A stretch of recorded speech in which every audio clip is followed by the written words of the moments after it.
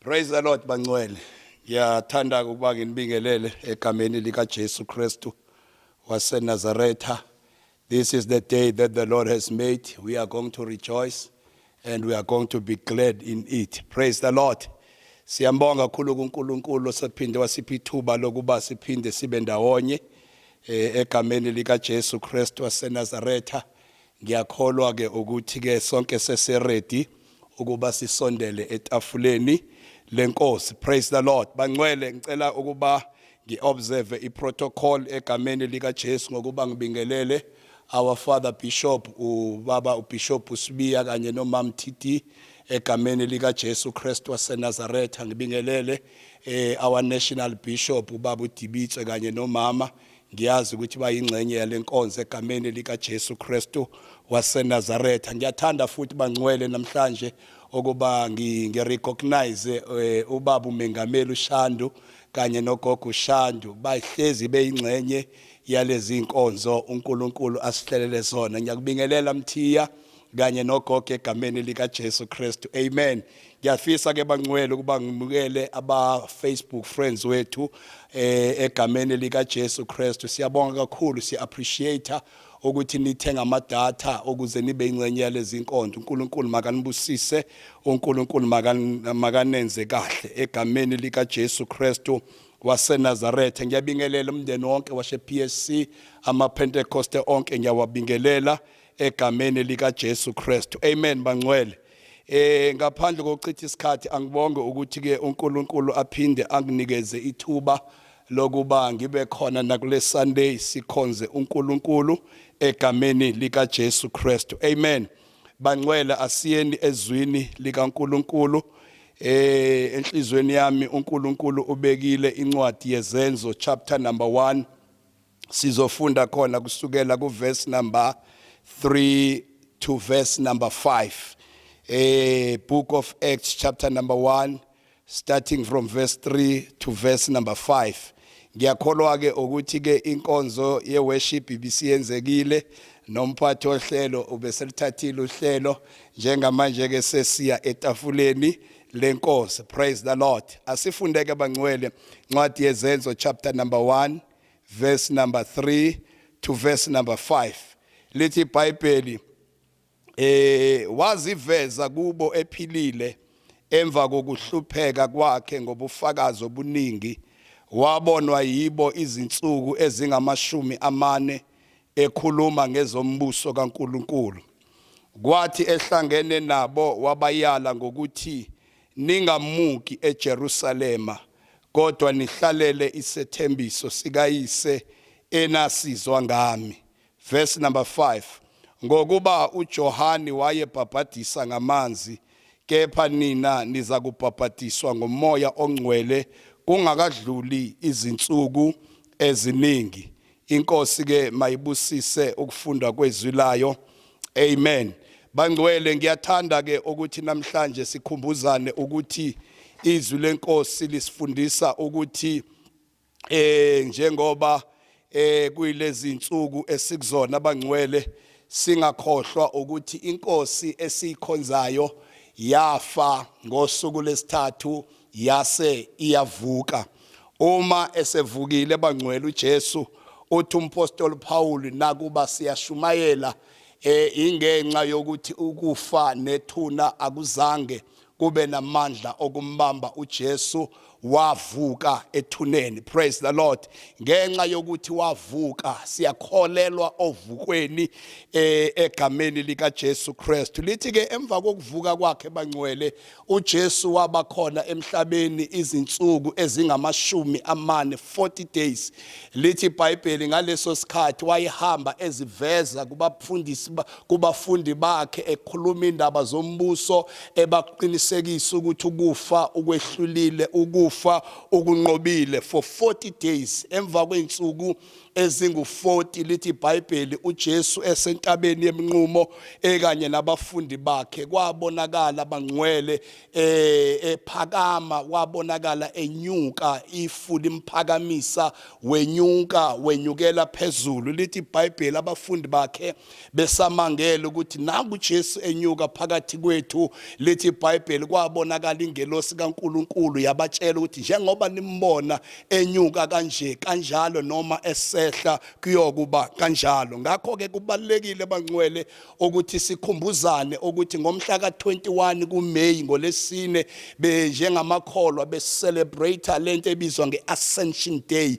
ukwenyuka kukaJesu, ngoba kubalekile sigcizelele izinto ezingama pillars of our faith ukuthi uJesu uvukile, uJesu wenyukile, ngoba uma lezi zinto zingenzekanga kuJesu ngeke zenzeke kithi. So ke after 40 days iBhayibheli lithi uJesu wenyuka. So ke siyambonga uNkulunkulu ukuthi uma yena adabula amazulu kusho ukuthi nathi ngelinye ilanga sizowadabula amazulu, ngoba bengicabanga bangcwele ukuthi kulezi insuku abantu bakhaliswa icorona, kulezi insuku abantu bakhaliswa umkhuhlane, kanti inkulu into esazokwenzeka kusazeke kubonakala kunyamalala abantu bengazi ukuthi bashonephi, kanti inkosi yenkazimulo isibonakele yabathatha abayo yababuyisela la bebelonga khona. Ngakho ke bangcwele ngiyathanda ke namhlanje ukuthi ke sikhumbuzana ukuthi ngaphambi kokuba uJesu enyuke bangcwele watshela abafundi bakhe ukuthi ke mabahambe bayohlala eJerusalema balinde khona isethembiso esenziwa nguBaba sokuthi bazomukela amandla kaMoya oNgcwele. Wabayala ukuthi ke uma nisuka la hambani niyohlala eJerusalema nize nembathiswe amandla, ngoba bangcwele asikhuluma iqiniso ukuthi ngaphandle kukaMoya oNgcwele ikholwa alikwazi ukukhazimulisa uNkulunkulu. Into eyenza ikholwa likhazimulise uNkulunkulu, it is the power of the Holy Spirit. Then uJesu wabayala bangcwele wathi mabahambe bayohlala eJerusalema baze bambathiswe amandla. I was thinking ukuthi ngenkathi uJesu bayala ukuthi mabaye eJerusalema wayebatshela ukuthi njoba ngithi hambani niyohlala eJerusalema nginitshela ukuthi in the meantime into okumele niyenze, go and tarry in Jerusalem until namukeliswe noma nembathiswe amandla. Ngiyathanda ke bathandekayo ukuthi ke namhlanje sikhumbuzane ukuthi ke njengoba sibhekane nalomkhuhlane, njengoba sibhekene nale lockdown, njengoba sikulesi simo sisesikhathini engasibiza ngokuthi ke it's a meantime season. Alibonga igama lenkosi. Isikhathi esikuso, isikhathi esibhekene naso umhlaba kulesi sikhathi engingasibiza ngokuthi ke in the meantime. Igama noma lo musho othi in the meantime, uma ngichecka i-dictionary ingitshele ukuthi i-dictionary in the meantime means until something expected happen. Let me say it again. In the meantime means until something expected happen. Alibonga igama lenkosi. Ngamanye amazwi bangcwele uma sikhuluma nge-meantime sikhuluma ngesikhathi lapho sikhuluma ngesikhathi esiphakathi kwezikhathi. Alibonga igama lenkosi. Isigama noma umusho othi in the meantime ukhuluma about time, likhuluma about time in between times. Alibonga igama lenkosi. Noma let me make it simple ukuthi uma sikhuluma nge-meantime sikhuluma bazalwane ngesikhathi esiphakathi kwesethembiso kanye nokufezeka kwesethembiso, ngoba phakathi kwesethembiso kanye nokufezeka kwaso kukhona isikhathi. Igama laleso sikhathi sisibiza ngokuthi ke it's a meantime. Ngamanye amazwi bangcwele uma sikhuluma nge-meantime sikhuluma ngesikhathi phakathi kweprayer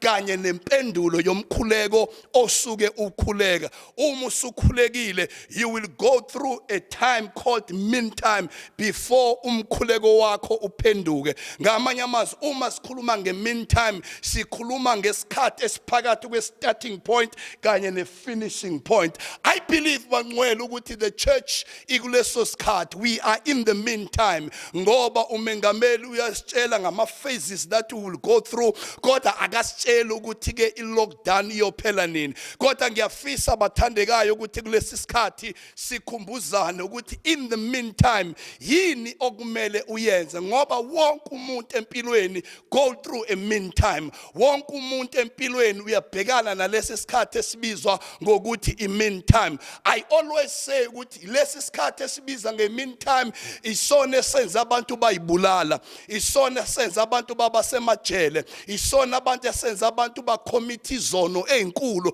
ngoba bebeficwe isikhathi esingisibiza ngokuthi i-meantime. Njengamanje bangcwele kunabantu abathi uNkulunkulu wakhuluma kimi, uNkulunkulu wangethembisa ukuthi ngathola izwi lesiprofeto kuze kube manje lokho konke akenzeki. Ngifuna ukukutshela mntaka baba ukuthi you are in the meantime. Uma uphakathi kwesithembiso kanye ne-fulfillment isikhathi ophakathi kwaso sisibiza nge-meantime. Uma ukhulekile wafasta kodwa izinto ongakhulekele noyifastela ungakayiboni ubokwazi ukuthi kwi-meantime. Lesi sikhathi sinedumbu bangcwele, lesi sikhathi sibulala abantu, lesi sikhathi senza abantu abebephila impilo engcwele ba-resign ekuphileni impilo engcwele, abanye bebebizwa uNkulunkulu bayeka ubizo balishiya ubizo ngenxa yokuthi into uNkulunkulu ayibathembisa yona bebengakayiphathi ngezandla. Ngifisa ukusho ukuthi leso sikhathi bebebhekene nesikhathi engisibiza ngokuthi ke it's a meantime. Bangcwele uma umuntu ebhekene nalesi sikhathi izinto zisuke zingahambi kahle kodwa umbuzo omkhulu uthi ke what do you do during your meantime season? Yini oyenzayo ngesikhathi usalindile? Yini oyenzayo ngesikhathi usathandaza ulindele impendulo? Yini oyenzayo uma isethembiso singakafezeki? Kodwa ngiyafisa bathandekayo ukuthi namhlanje ke ngin-encourage ukuthi ke njengebandla we are in the meantime season, njengama individuals we are in the meantime season, njengemindeni sikwisikhathi esibizwa ngokuthi ke it's a meantime. Alibongwe igama lika Jesu. Sonke bangcwele asazi la sikhona, akekho ongarelocate ukuthi asitshele ukuthi njengamanje sikusiphi isikhathi. Kodwa ngifisa ukuba ngikunikeze izinto eziwu-6 okubalekile ukuthi uzenze during your meantime season ngoba baphathandekayo sonke sibhekene naleso sikhathi. Noma ngabe ufuna umsebenzi ukwi-meantime, noma ngabe ufuna the next level of the anointing kodwa ukwi-meantime. Akekho umuntu ongabhekani nalesi sikhathi. Kwesinye isikhathi meantime yakhe iba unyaka, kwesinye isikhathi meantime yakhe iba iminyaka, kwesinye isikhathi meantime yakhe iba 10 days. Uma ufunda izwi lenkosi ngenkathi uJesu enyuka after 40 days, lithi iBhayibheli kwaphela 10 days kwaba usuku lePentecost and the Holy Spirit wayesehla. Ngamanye amazwi i-meantime yabafundi bakaJesu was 10 days. Ungayicomparishi nomunye ngoba awuyazi meantime yakhe isikhathi esingakanani. Kodwa enhlizweni yami kuhlalile ukuthi ngithi namhlanje in your meantime season kunento okumele uyenze ngesikhathi usalindela uNkulunkulu, ngesikhathi usalindela impendulo, ngesikhathi usalindela i-breakthrough yakho, ngesikhathi usalindele i-miracle yakho, ngesikhathi usalindela ungenelela kaNkulunkulu. Umbuzo uthi wenzani ngaleso sikhathi ngoba uNkulunkulu akashongo lutho during the meantime season. Kodwa uNkulunkulu ubeke ipromise, uNkulunkulu ubeke isethembiso, uNkulunkulu ubeke i-answer. Ngamanye amazwi kuleso sikhathi what do you do? Number 1 engifisa siyibambe namhlanje ukuthi during your meantime season kumele ube kwi-position of prayer. Alibonge igama lenkosi. Isikhathi se-meantime sibiza ukuthi ube kwi-prayer. Njengamanje bangcwele akusisona isikhathi sokcomplaina kodwa isikhathi sokuthi Lord ngizolinda emkhulekweni. Ngiyamthanda uElijah uma esedeclareile ukuthi maline izulu, lithi iBhayibheli wakhuphukela entabeni kanye nenceke yakhe yakhuphukela entabeni kanye noAhab akhuphukela entabeni. Kodwa into engithanda ngoElijah ukuthi uma ekhuphukela entabeni lithi iBhayibheli wafike wafaka ikhanda lakhe phakathi kwamadolo akhe, okusho ukuthi he was in a position of prayer. Ngoba uma usalindile, if you are in the meantime, you must be in a position of prayer. Nginga-challenge lonke ibandla ukuthi noma ungakhathala ukwenza okunye, kodwa ungayeki ukuthandaza. Ngoba into ezokugcina during your meantime, it is not izinto eziningi, God the prayer will sustain you. Umkhuleko uzokuthwala. Ingakho hlabelelayo athi ungayeki ukuthandaza. Inkosi namandla athi yonke imihla yami ngiyoziphilela ngomthandazo. Ngitholile bangcwele ukuthi into egcina umuntu ngesikhathi sobumnyama, it is prayer. Ngibonile nangale lockdown ukuthi into egcina ibandla likhona, it is prayer. During your meantime season, ngiya-challenge egameni likaJesu, be in the position of prayer. Put your head between your knees. Ube kwi prayer. Uthi Nkosi ngeke ngisuke la. Ufane noHabhakuka athi Thixo ngizolindela wena. Angiunyakaze endaweni yami yokulinda, because you are in a position of prayer. In the meantime, keep prayer, keep the altar burning. In the meantime season, yenzi altar lakho lomkhuleko liqhubeke livuthe. Number 2, enye into odinga ukuyenza in the meantime bangcwele, sisalindela ungenelela kaNkulunkulu, sisalindela ukusebenza kaNkulunkulu. Keep your faith. Alibonga igama likaJesu. Into okudinga uyenze uma usalindile, yenza iqiniseko sokuthi awulahlekelwa ukukholwa. Keep your faith egameni likaJesu Kristu. Abangani bakho bangalahleka, abantu abasondelane nawe bangalahleka, kodwa yenza iqiniseko ukuthi your faith uyigcinile. Ngoba lithi iBhayibheli, kaze uma indodana yomuntu ibonakala noma ibuya, kaze yakufumana yini ukholwa. Ngoba bangcwele ayikho into enamandla njenge faith. Ngiye ngithi mina ifaith imagnet edonsa izinto esifunayo. Yonke into oyifuna kuNkulunkulu uyayireceive ngefaith. Uma ifaith ingasekho izinto azenzeki. Ingakho lithi iBhayibheli, ngaphandle kokholwa akwenzeki ukuba simthokozise uNkulunkulu. In the meantime, keep your faith. Make sure ukuthi faith yakho ikhona kuwe. Ungalahlekelwa yikho konke, ungalahlekelwa yiculo, ungalahlekelwa isambulo, ungalahlekelwa ngabangane, kodwa make sure ukuthi you keep your faith. Ngake ngasho ngelinye ilanga ngathi enye into odinga ukuyigcina ngesikhathi se meantime, keep yourself. Alibonga igama likaJesu. Ngoba ngelinye ilanga bangcwele uyayidinga wena umunyaka, noma umunyaka ungakuphathanga kahle, akumele uyibulale kanye nonyaka, ngoba siwazi unyaka ozayo uphatheleni. That is why it's very important, keep yourself.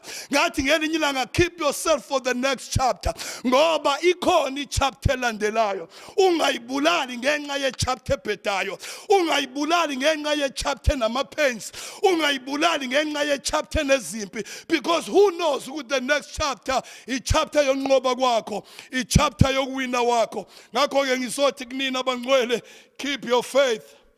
Keep your faith. Incwadi kaLuka 18 verse number 8 ithi kaze uma indodana yomuntu ibonakala, ngakubiya kuthola yini ukholwa. Nangalesi sikhathi, nangalesi season, nangale meantime, keep your faith. Ayithi mayidlula iCovid-19 ibe khona ifaith. Ayithi mayidlula ilockdown ifaith ibe khona. Ayikho into yoba buhlungu nje ukuthi ke kuthiwa sesingabuyela emasontweni, sibuyele singasenakho ukholwa. Keep your faith in the meantime season. Number 3, enye into okudinga uyenze during your meantime season, position yourself for what you are believing God for. Alibonga igama likaJesu. Position yourself for what you are believing God for. Lithi iBhayibheli kukhona indoda igama layo nguZakewu. Lithi iBhayibheli uZakewu wayenedesire, wayenesifiso sokuthi ambone uJesu. Wayesezwile ngoJesu, wayesezwile abantu bekhuluma ngoJesu, kodwa wayengakazi abe ne-encounter kanye naye. Kodwa lithi iBhayibheli wayenesifiso sokuthi ambone uJesu. That is why ngelinye ilanga lithi iBhayibheli wezwa ukuthi uJesu uzodlula ngala hlala ngakhona, wayezazi ukuthi umfishane, kodwa lithi iBhayibheli wakhwela esihlahleni wathi mayikhwele esihlahleni lithi iBhayibheli kwathi uJesu mayidlula wambona uZakewu ngoba uZakewu wayesefundile ukuthi into ezongenza ngibona uJesu ukuthi ngiziposition. Bangcwele, let us position ourselves for the next revival. Let us position ourselves for the next level of the ministry. Let us position ourselves ngoba ikhona into esifuna kuNkulunkulu. If ufuna imiracle kaNkulunkulu, position yourself. Uma ufuna breakthrough, position yourself. Yimala isimangaliso sakho sizoba ngakhona ngoba kwesinye isikhathi siyafika isibusiso singakutholi isendaweni because uhlulekile ukuzipositiona. Position yourself for what you are believing God for in the meantime season. Number 4, bangcwele, ngesikhathi se meantime ngifisa ukusho ukuthi ke enye into kumele uyenze, declare the promises of God. Memezela izethembiso zikaNkulunkulu. Ithi incwadi yabaseKorinte besibili chapter 1 verse number 20 lithi noma ziziningi kangaka izethembiso zakhe kepha zonke zinguyebo, zonke zingu-amen. Uma bangcwele sibhekene nalesi sikhathi se meantime, bengizothi mina musukhomplayina ngegama likaJesu kodwa declare ukuthi I shall not die but I will live and declare the goodness of the Lord. Egameni likaJesu Kristu isikhathi sokuthi declare ukuthi ngeke ngife ngingazange ngibone ukwethembeka kaNkulunkulu in the land of the living. Ngesikhathi se meantime declare ama promises kaNkulunkulu uthi ngeke ngifele winter, ngeke ngifele kulesi simo, ngizowelela ngaphesheya ngoba lithi iBhayibheli othembisayo oshabadaya, othembisayo uthembekile ukuba fezi sethembisa sithembisileyo. Ngizothi kuwena declare the promises, zikhuluma izethembiso zikaNkulunkulu noma ngabe uyabuza ubuhlungu usalindele ihealing kaThixo kodwa ebuhlungwini wakho memezela ukuthi ngemivimbo yakho uphilisiwe. Wabentshatha ubuhlungu bethu wayithwala nezifo zethu ngakho ke ngemivimbo yakhe saphiliswa. Declare the promises of God in the meantime. Declare phila mana ezethembisweni zakhe. Othi ushilo uNkulunkulu ukuthi ngeke angilahle ngeke angishiye. Othi ushilo uNkulunkulu ukuthi abasha bayawa nokuwa kepha abamethemba uJehova bayathola amandla amasha, bayagijima bangakhathali, bayandiza ngamaphiko njengenkosi. Declare the promises of God in the meantime. Number 5, ngifuna ukusho bathandekayo ukuthi in the meantime speak what you want to see, not what the enemy is showing you.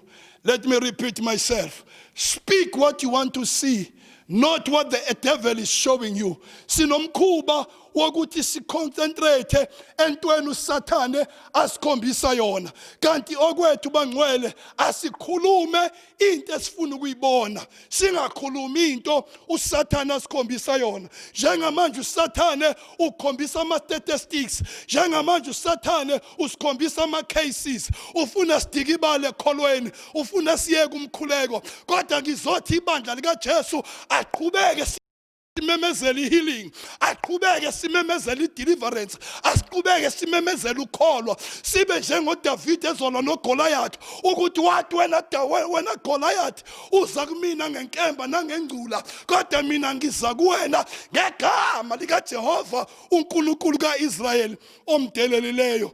Uma ufunda incwadi ka2 Corinthians chapter number 4 verse 13 lithi ngokuba sinalo moya wokholwa ngakho ke siyakhuluma. Ake ukhulume nawe, don't be quiet in your meantime and be careful as you speak. Ungakhulumi noma ngabe yini ngoba imvamisa abangcwele uma sisenkingeni sikhuluma izinto ezirong, sikhuluma izinto ezinegative, sikhuluma izinto esikhonjiswa uSathane. Kodwa bokwazi ukuthi when you speak a negative things ulindele imiracle kaNkulunkulu, ubokwazi ukuthi wenza miscarriage kwimiracle yakho, ubokwazi ukuthi uabort isimangaliso sakho. Esikhathini esinzima khuluma iopposite yalento oyizwayo. Ingakho lithi iBhayibheli obuthakathaka makathi nginamandla, ogulayo makathi ngiphilile, ngoba iBhayibheli limelene nokuthi sikhuluma into esibonayo, kodwa lithi iBhayibheli asikhuluma into esifuna ukuyibona. Speak, qhubeka ukhulume noma ngathi akwenzeki lutho khona into eyenzakalayo okwethu ukuthi sikhulume izwi likaNkulunkulu ezimene esibhekene nazo. Ngiyafisa ke bathandekayo ukuthi during your meantime season, verse number 6, kwesikhathini obhekene naso, esikhathini se-meantime, phakathi kwesimangaliso sakho neprayer yakho, phakathi kwesethembiso nokugcwaliseka kwaso, phakathi kokuqala nokuphetha kwakho, yaye into omele uyenze, be expectant. Iba umuntu olindele, ngoba uNkulunkulu uanswerisha imikhuleko yabantu abalindele.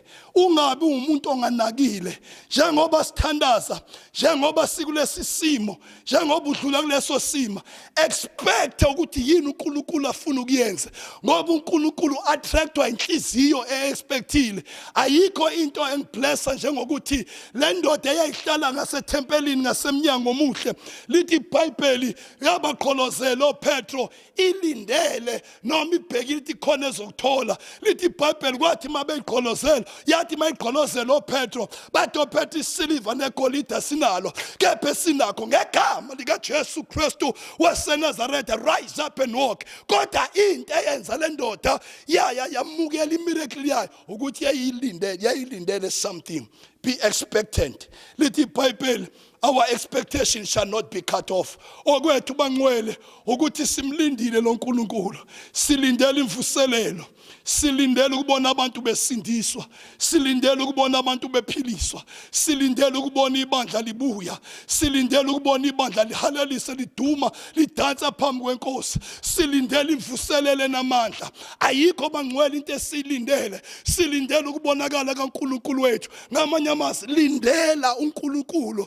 uNkulunkulu uyokwenza into kumuntu olindele. Yenza iqiniseko sokuthi awulindele noma ngabe yini, ngoba lento oyilindeliyo, lento oyilindele uzoyi-attracta, uzoyidonsa ize kuwe. Kodwa expect breakthroughs, expect miracles. The last point engifisa ukisho, in your meantime season, do not stop doing good.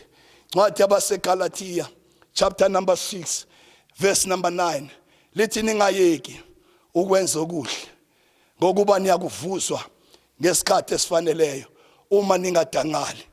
Ngakho ke bangcwele, nakulesi sikhathi ungayeki ukwenza kahle, ungayeki ukwenza kahle, ngoba lithi iBhayibheli ngesikhathi esifaneleyo uNkulunkulu uyakukuvuza. Ungayeki ukunikela, ungabheka amafu.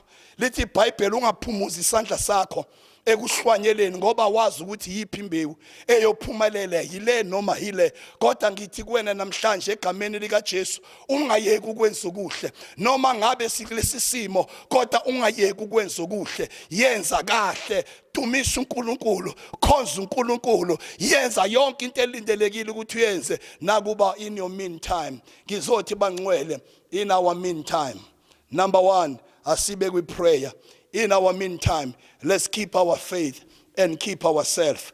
In the meantime, let us position ourselves for what we are believing God for. Number 5, declare the promises of God.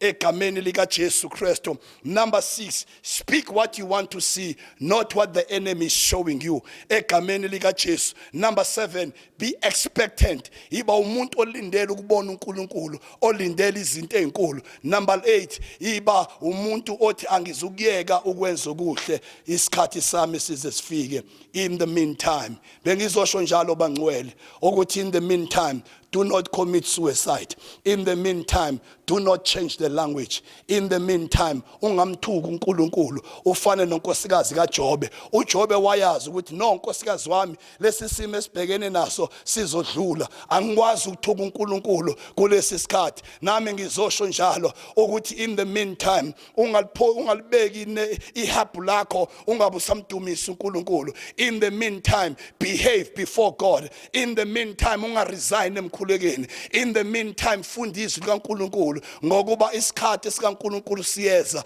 Ngegama likaJesu Kristu, lithi iBhayibheli uJesu wathambani lilinde eJerusalem nize nembathiswa amandla. Lithi iBhayibheli akuphelanga insuku eziwushumi ngosuku lwePentecost amandla kaNkuluNkulu ehlele ebandleni, ehlela phezulu kwabapostoli ababesekamelele liphezulu. Ngakho kwakhomba ukuthi i-meantime yabo isiphelile, isethembiso sesifezekileyo. We are in the meantime. Kodwa ke ayikho i-meantime elasta forever. Nalesikhathi esibhekene naso, nalesikhathi esidlula kuso sizodlula. Tshela umakhelwane wakho, I'm in the meantime season. Kodwa ngeke ngiyeke ukwenza kahle, ngeke ngiyeke ukumkhola uNkulunkulu, ngeke ngiyeke ukuthandaza. Cela sivala amehlo ethu sikhuleke. Siyabonga baba wethu ongcwele, siyabonga yise wenkosi yethu Jesu Kristu nasemini ngezwi lakhe ninamandla, ngezwi lakhe liphilile. Baba wethu ongcwele, sisekulesi sikhathi, sisekulesi season, sisekule meantime, sisize uNkulunkulu wethu ongcwele ukuba senze kahle, ngokuba lesi sikhathi asiphila kuze bephakade. Lithi izwi lakho uNkulunkulu wethu ongcwele, weepings may endure for the night but joy comes in the morning. Siyabonga baba ongcwele ukuthi uzakuligcina ibandla lakho, uzakugcina ibandla lakho nakulesi sikhathi elidlula kuso masinyane. uNkulunkulu wethu ongcwele, le lockdown will be over, le COVID will be over. uNkulunkulu wethu namandla wonke, it's just a meantime season. Take all the honor, preserve the church, Lord, protect the church, oh God. Ngegama lika Jesu Kristu waseNazaretha, thatha udumo lonke ke Thixo egameni lika Jesu Kristu waseNazaretha. Siyabonga kakhulu bangcwele ukuba nithatha isikhathi senu bekanye nathi egameni lika Jesu Kristu waseNazaretha. Siyakholwa ukuthi next week uNkulunkulu uzobe, ubaba uBishop uzobe khona, kunenkonzo special bangcwele esizobe sinayo next week. Make it a point nesiqiniseko sokuthi next week uyasijoyina. Kune national day of prayer in our church, so ke sizobe sine prayer bangcwele ethinta lonke ilunga lomndeni. Ngakho ke siyanicela ukuthi next week ngo-10 o'clock nibe kuleli page bangcwele. uNkulunkulu uzobe khona phakathi, sizoba sinenkonzo live. uBishop uzobe khona, there's gonna be a program, kunama prayer items azobe enzeka khona. Ngakho ke siyanimema kakhulu ukuthi nibe khona. Buy airtime, buy data ukuthi ube ingcenye yangenkonzo yamhla ka-31 next week Sunday egameni lika Jesu. uNkulunkulu akanicine till we meet again. In your meantime, God is with you. God bless you in Jesus' name. Amen.